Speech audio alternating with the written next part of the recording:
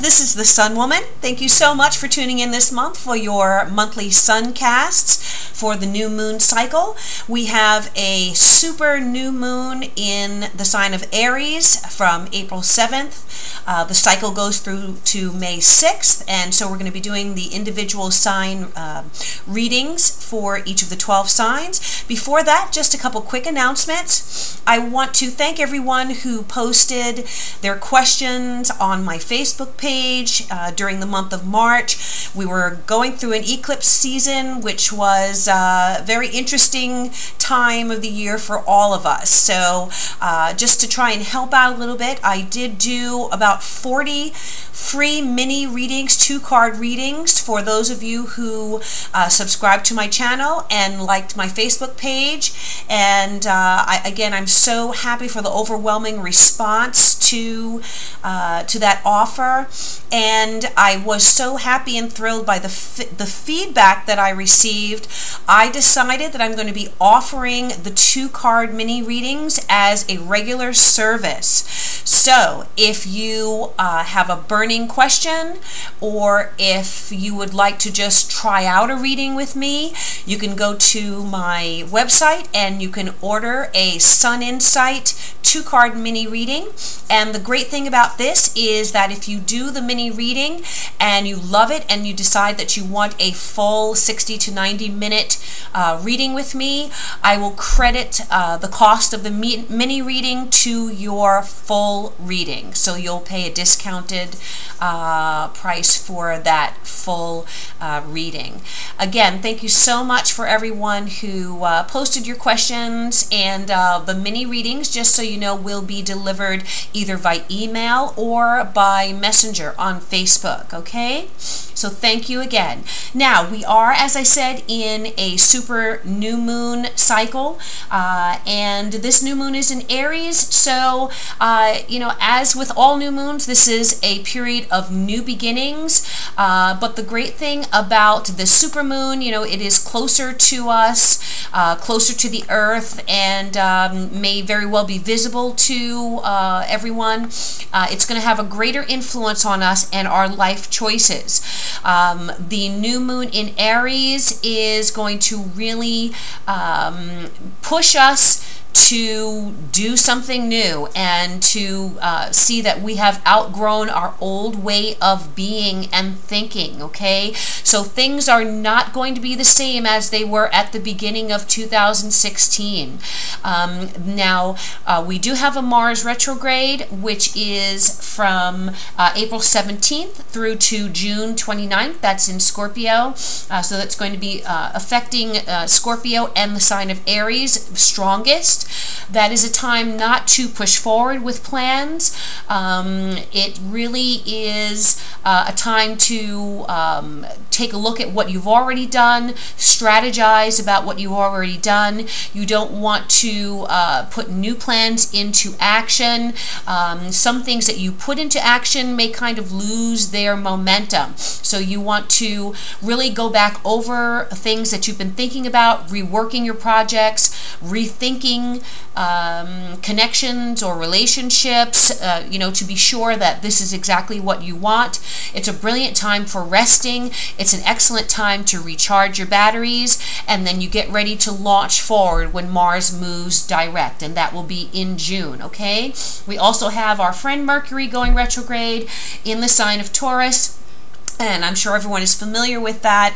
Not really a time to move forward with communications or really start a new job or start a new project. You know, if you have to, if you get a job during that time and, you know, you really need to take it, then you take it, of course. But know that whatever you put into motion during a Mercury retrograde, it may change when Mercury goes forward. So with Mercury retrograde and with Mars retrograde, you just want to rework things that you've already been planning or that you've already put into action between now, the new moon in Aries, and say the mid-month. You want to get your ducks in a row and move forward, and then as the planets are going backwards, kind of sit back and review everything that you've done before. Again, this has to do with relationships, business, any type of projects you're working on. The point of astrology is that it is a weather report for us. It's a weather report for human affairs. So if the forecast says it's going to be rainy one day, you want to take your umbrella and your rain boots, okay? You don't want to go out in a bikini unless it's really hot, you know, wherever you are, and then you might want to do that. If it's going to be sunny and beautiful, then you know you can put on your shorts and go and you know, have fun outdoors. So that's what astrology is about. It really is just a forecast, a weather forecast for us to gauge the best timing to put our plans in action. And it's great to work when the force is behind you, and Mother Nature, of course, is the force that influences us and all things on the earth. So thank you again for all of your support to my channel. Thank you for becoming, for liking my Facebook posts. I'm putting new things up pretty much every day, great articles. I will be listing some websites that are some of my favorite sites for astrology so that you can look more into Mars retrograde and Mercury retrograde. And you know, just my goal here is to give you as much information as possible to help you make the decisions that you need to make in your life in an enlightened fashion, and help you keep moving forward on your spiritual journey and on your life path. So thank you so much, and let's go ahead and get to the individual sign readings. Hello Virgo, this new moon in Aries is going to be highlighting your 8th house, which is your house of shared resources with a partner. It is also the house that rules any inheritances, taxes, monies that you receive from other sources. So not the monies that you earn, but those that you would be receiving from support or supporters, or you know, financial institutions, or, as I said, the person in your life. The 8th house also rules transformations, very powerful transformations. It's the house of sex. It's the house of death. So, you know, these are some very powerful areas that this new moon is highlighting.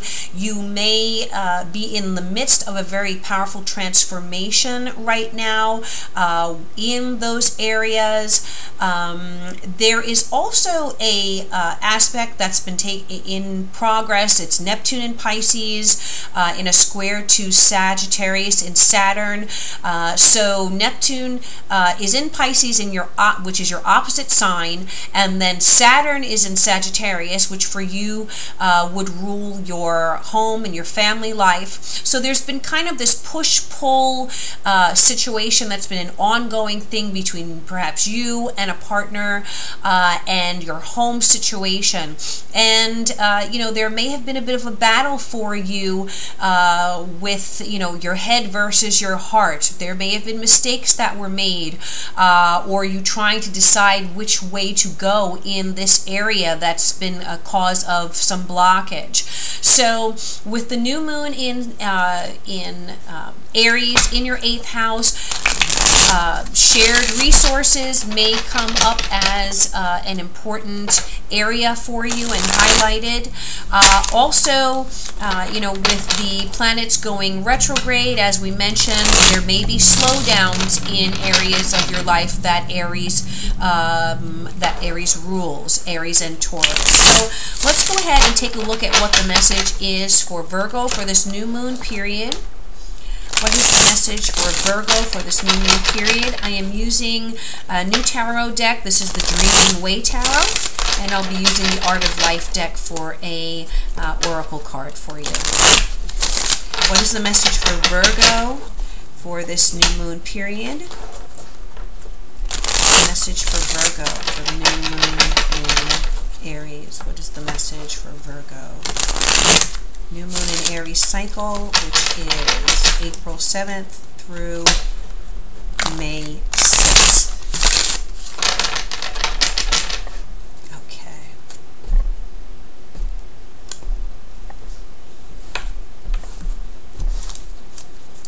Message for Virgo. We have the Chariot in the recent past, the Four of Pentacles is reversed in covering you. The Two of Cups reversed in the near future. We have the Seven of Pentacles, which is crowning you. We have the Knight of Cups in the external influences. We have the Four of Swords in your hopes and fears area, and we have the Queen of Wands in the outcome here. All right, let's take a look at what is the underlying message here for you, Virgo, for this new moon period. The underlying message, the basis of this reading for this new moon period, the basis of the reading for Virgo. All right, well, we have the Nine of Swords. Okay. So that's not the easiest card in the deck to receive, definitely, but let's talk about it.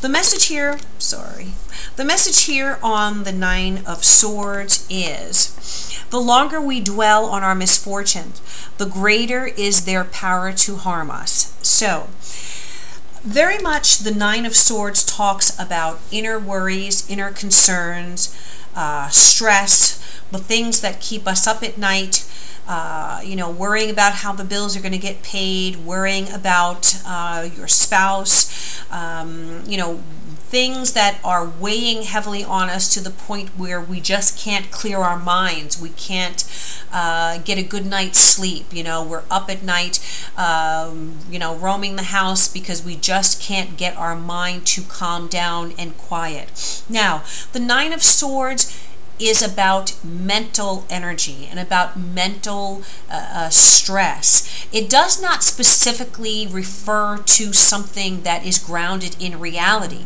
It is more of our perception of what is on our mind and what's going on around us and the difficulties or perhaps hurt that we feel. Now, it can represent situations where, you know, we have been negatively affected by someone or hurt by someone close to us. But, you know, there is more of an inner nature of the Nine of Swords. So dwelling on misfortunes are not going to change a situation for the better. The more we let ourselves get inundated in that mental, you know, that mental cloud, that funk, or perhaps even depression, the deeper we are and the harder it is to come out of where we've traveled to. Okay, so we want to do whatever we can, Virgo, in order to pull yourself out of this mindset, pull yourself out of this stress, do something that's going to distract you, or you know, whatever the case might be, to get you out of focusing too much on the worriations in your life and not the blessings that are around you. Let's go ahead and take a look at the rest of the cards. We have the Chariot here in the recent past, so I feel like there have been some changes in your life that have happened for the positive. There was some type of victory or some type of success, maybe a situation that at one time was very emotionally unstable, or something where you were having a lot of difficulty with someone. You were able to kind of gain your ground. You took a hold of the reins and you were able to balance that yin and yang, or regain your balance. You know, I'm seeing the apple cart was turned upside down and you were able to turn it right side up. Okay, some type of progress. The Chariot rider here is not just riding, but he or she is directing these horses, and the horses represent the yin and yang, the positive and negative in our lives. So things may not have been perfect, but in some way you've been able to balance out the good and the bad in your life by taking decisive action to do so. Okay? Now, what is covering you right now? Well, the Four of Pentacles is reversed. So I feel, you know, when I see the Four of Pentacles reversed, you are holding very tightly onto something, almost too tightly, okay, to the point where you really need to let something go.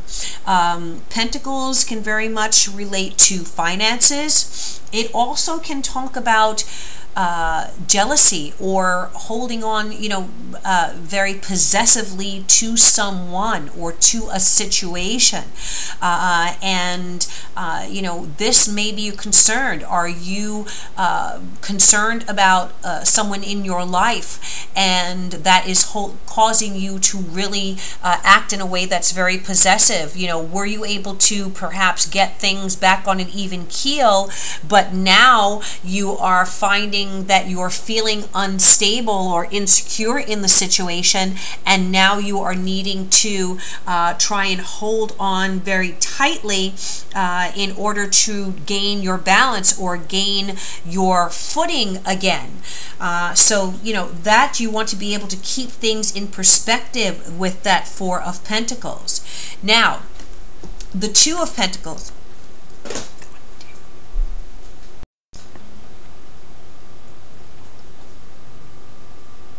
Is this maybe your concern? Are you perhaps holding on very tightly to someone in your life and wanting not to let go of that person?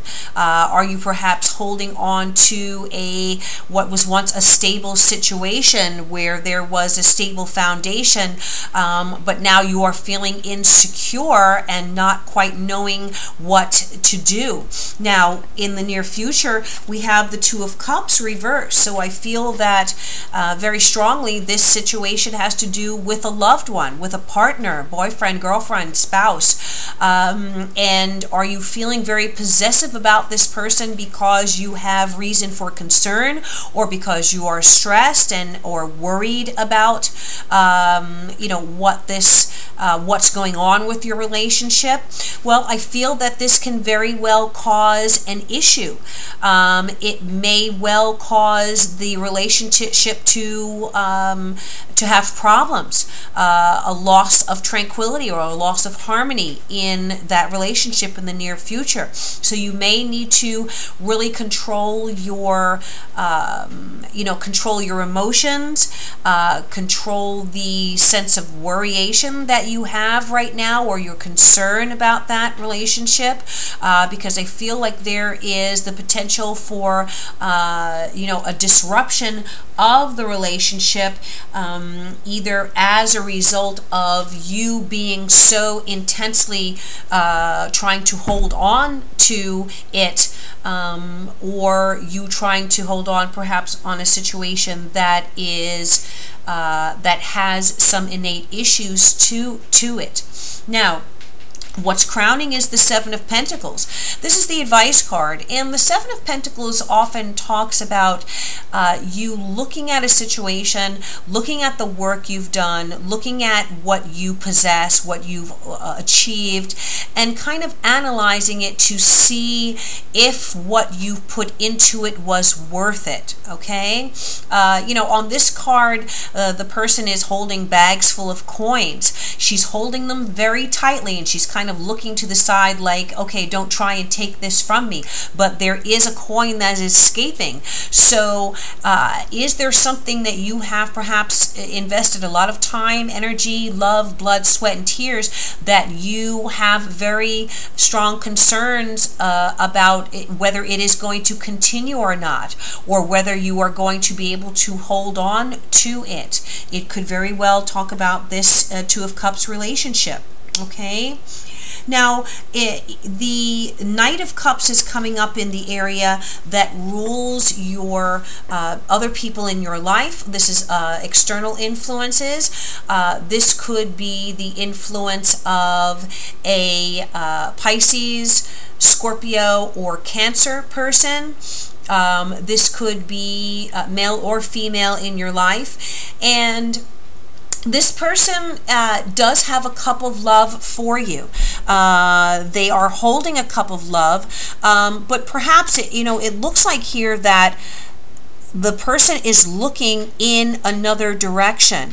They're holding this cup of love being offered to you, but there is someone, or perhaps something or someone, that may be distracting their attention from where they are going, or from this cup being offered to you. So, there is a potential here that the person that you are dealing with, you know, may be distracted, or there may be, you know, some other, something else that they are putting their attention on here. They do care for you. They do have love for you, but there is some type of diversion there, and it may be very important for you to try to get to the bottom of this so that you know where you stand, Virgo, okay? Because the cards here are definitely talking about worry, trying to keep things on an even keel, feeling very possessive, feeling concerned about your stability, and so rather than deal in, you know, in a realm where you are just not knowing what's going on, perhaps there is the need for you to address a situation, because I feel that within the next 2 weeks, you have this period where there can be communication, where there can be constructive information or constructive conversations that take place. But once Mercury goes retrograde at the end of the month, and once Mars goes retrograde on the 17th, there may be more emotionalism, there may be a tendency for misunderstandings, for miscommunications. So the best time for you to address a situation would be right now, okay?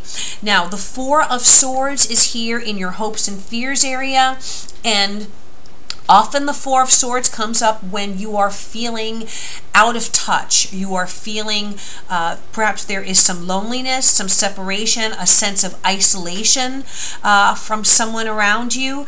Perhaps it is this Knight of Cups, you know, that you are not feeling connected to. Perhaps you are isolating yourself and you are trying to decide what is your best course of action right now to address the sense of instability or the sense of being, you know, worried about your situation. I feel that you need to analyze, and rather than isolate yourself, it is better, you know, for your best interest to really try and get to the bottom of what's going on, if this is a situation that, you know, that applies to some of you, because you don't want to go through a period where you are kind of hanging on and uncertain of your next move and uncertain of the future of your situation or your relationship. And often it is better to know the truth than to live in a situation where you are, you know, there is perhaps a smoke screen or some type of something going on that you're not aware of, okay? In the outcome, we have the Queen of Wands here. The Queen of Wands tells me that regardless of what happens in this situation, you are going to be okay, because you are strong, you are powerful, you are someone who has a very strong sense of who they are. Now, this can be male or female. This is fire sign energy, so this can relate to you acting in a way that is confident, that is taking command of your own destiny. The Queen of Wands is a very fertile queen. And, you know, the sunflowers are there. So she is someone who is a thinker, is very... has a lot of foresight and vision. Queen of Wands is a visionary. So I feel that there is a need for you to look to the future and see where exactly you want to go in this situation. And if what you are experiencing now is moving you to that level or to that future, or what you need to do to establish a sense of security in your own life, okay? This could be the influence of someone else, a female in your life perhaps, who is either affecting the situation, going to affect the situation, has some influence, or could be, you know, could have information for you. So you may may want to keep an eye out for this type of personality or type of person in your midst, okay?